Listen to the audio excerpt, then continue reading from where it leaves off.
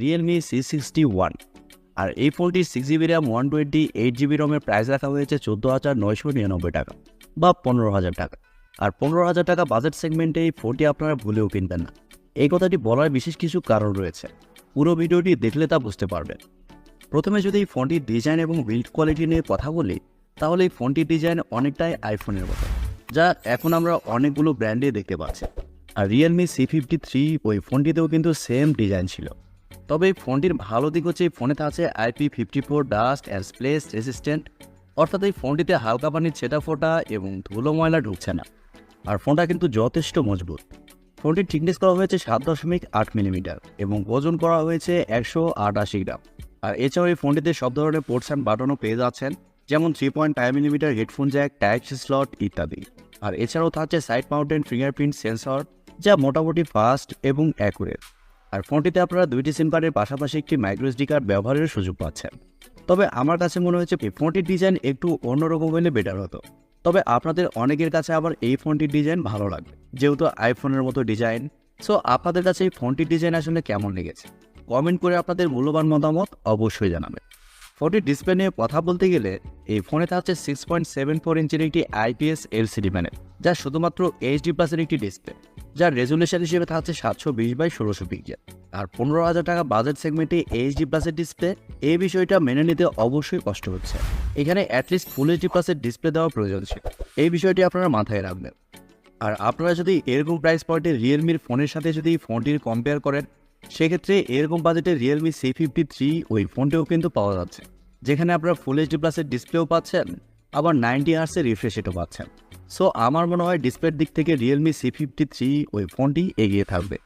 ফোনটির সফটওয়্যার এবং পারফরমেন্স নিয়ে কথা বলতে গেলে এই ফোনে থাকছে Android 14, যার ব্যাকএন্ডে থাকছে রিয়েলমি UI লিমিটেড এডিশন।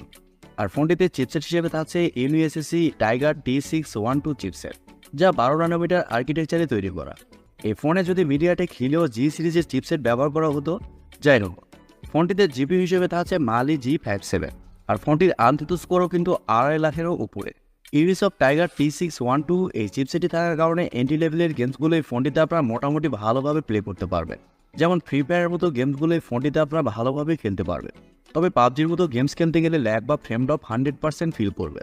আর 15,000 টাকা বাজেট সেগমেন্টে অনেক ব্র্যান্ড কিন্তু আমাদেরকে এর থেকে ভালো চিপসেট প্রোভাইড করছে, এই বিষয়টিও মাথায় রাখতে হবে। আর ফোনটি দেশের বাজারে শুধুমাত্র একটি ভেরিয়েন্টে লঞ্চ হয়েছে, 6GB র্যাম 128GB রম, যার স্টোরেজ টাইপ হিসেবে থাকছে eMMC 5.1।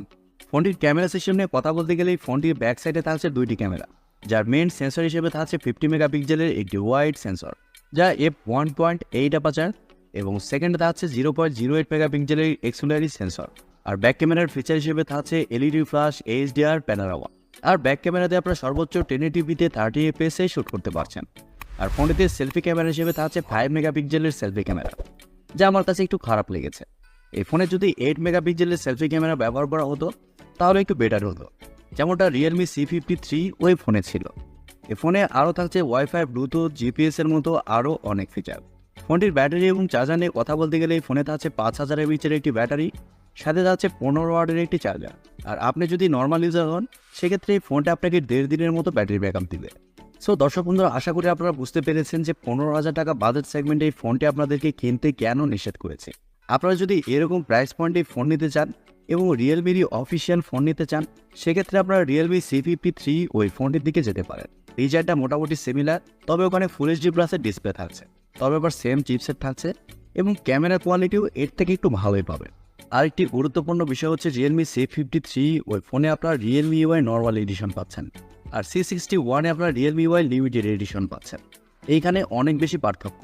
তবে আপনাদের মধ্যে যদি কেউ রাফ ইউজ করার জন্য ফোন নিতে চান, যাদের হাত থেকে বেশি বেশি ফোন পড়ে যায়, তারা রিয়েলমি C61 এই ফোনটিও দেখতে পারেন। আর আরেকটি কথা বলবো, এরকম প্রাইস পয়েন্টে যদি আপনারা ইনফিনিক্স বা টেকনোর মতো ফোন নিতে চান, সেক্ষেত্রে অনেক ভালো স্পেসিফিকেশন পাবেন।